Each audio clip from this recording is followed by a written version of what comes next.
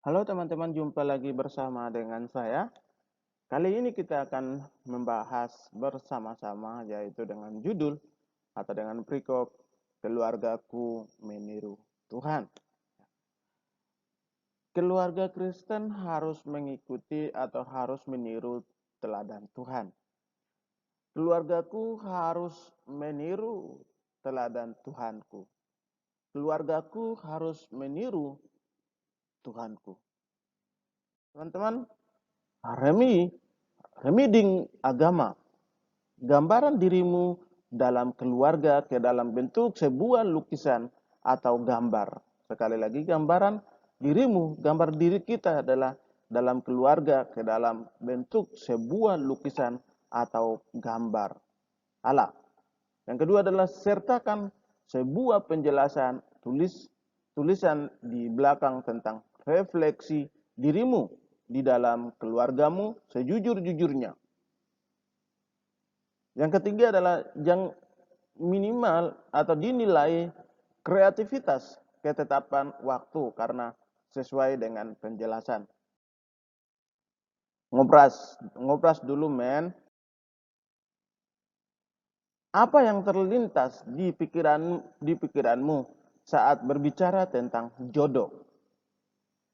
Apa yang Anda pikirkan kalau Anda membahas tentang atau berbicara tentang jodoh atau tentang pasangan hidup kita?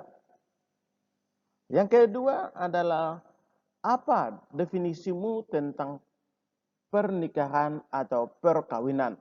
Sekali lagi, apa definisimu tentang pernikahan atau perkawinan?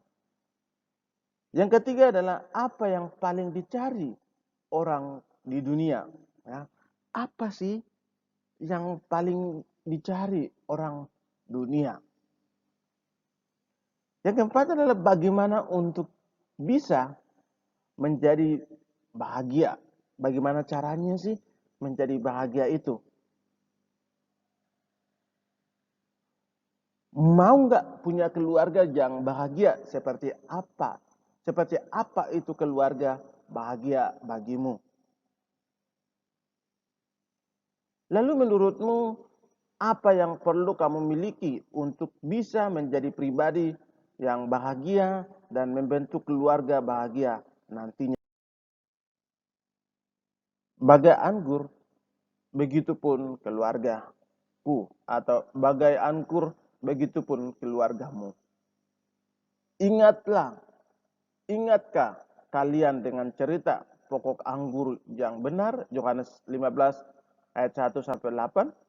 Begitupun keluarga kita atau keluargamu atau keluarga siapa saja. Keluarga perlu bertumbuh di tempat yang benar. Ya. Keluarga itu perlu bertumbuh di tempat yang benar, yaitu dalam pengenalan yang lebih kepada Tuhan, mengasihi Tuhan yang lebih dan mentaati segala perintahnya. Keluarga perlu bertumbuh di tempat yang benar, yaitu dalam pengenalan yang lebih kepada Tuhan, mengasihi Tuhan yang lebih dan mentaati segala perintahnya. Bagi anggur begitupun keluarga kita atau keluargaku. Keluarga merupakan saksi kehadiran Tuhan bagi dunia. Kebaikan dan kasih Tuhan perlu dirasakan pertama-tama bagi seisi keluargamu atau bagi seisi rumahmu, lalu dapat dibagi dan diperlihatkan kepada dunia sekitar. Jadi, kalau kamu tidak bisa mengasihi keluargamu sendiri, tidak mungkin kamu bisa mengasihi orang di luar keluargamu. Jadi, keluargamu kalau kamu mengasihi dirimu sendiri atau kamu mengasihi keluargamu sendiri, kamu akan mengasihi orang di luar.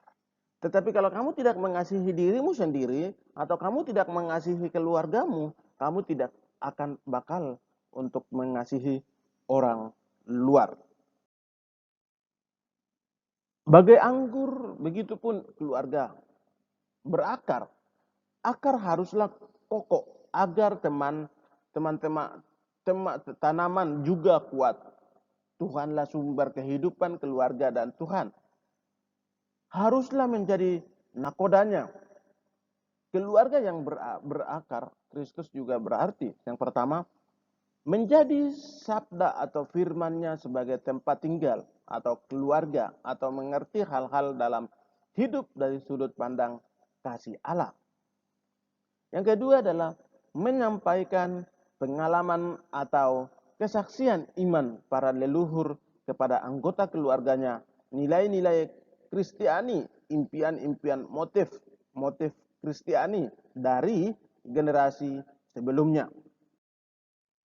Yang kedua, bertumbuh merubah beberapa aspek pertumbuhan dalam keluarga adalah sebagai berikut. Yang pertama, keluarga sebagai tempat bernaung kudus, artinya keluarga yang memberi perlindungan terhadap nilai-nilai yang merusak budaya. Keluarga misalnya kekerasan, perselisihan, pertengkaran, dan sebagainya. Yang kedua, keluarga yang menyambut kehadiran Tuhan dalam kehidupan sehari-hari. Misalnya, keluarga menghadirkan simbol atau objek yang dapat mengingatkan kehadiran Tuhan. Salib, gambar Kristus, lagu rohani, dan lain-lain. Yang ketiga, keluarga yang mencari tuntunan Tuhan yang dilakukan dalam pertemuan keluarga secara rutin setiap hari.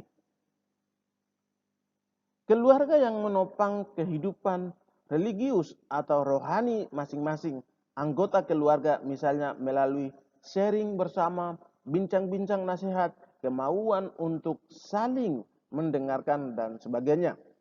Banyak suka dengarin khotbah, tapi sedikit yang berubah. Karenanya, yang beberapa hal ini. Yang ketiga adalah berbuah. Ketika kita sudah berakar dan bertumbuh dalam Tuhan, maka kita akan berubah. Maksudnya, yang pertama adalah pencerminan kasih Tuhan dalam kehidupan sebagai perwujudan nyata realisis keluarga Allah. Yang kedua adalah penerimaan dan komitmen dalam keluarga untuk mengasihi tanpa syarat. Yang ketiga, pengukuhan dan dorongan antara anggota keluarga dan menemukan kelebihan dan bakat masing-masing sebagai keluarga Tuhan. Baca dalam Pahamilah atau Lukas 8 ayat yang ke-4 sampai dengan ayat yang ke-15. Lalu diskusikan dalam kelompokmu masing-masing atau dalam keluargamu atau dalam rumah tanggamu, diskusikan apakah keluargamu menjalan dengan baik atau keluargamu hanya merusak atau keluargamu tidak merasakan kasih sayang oleh suami, oleh istri, oleh anak-anak. Kalau tidak merasakan, ayo diskusikan tentang Lukas 8 ayat 4 sampai dengan ayat yang ke-15. Leren, berpikir kreatif. Keluarga Kristen atau keluarga yang dipakai Tuhan harus berpikir positif atau berpikir kreatif atau berpikir jauh ke depan.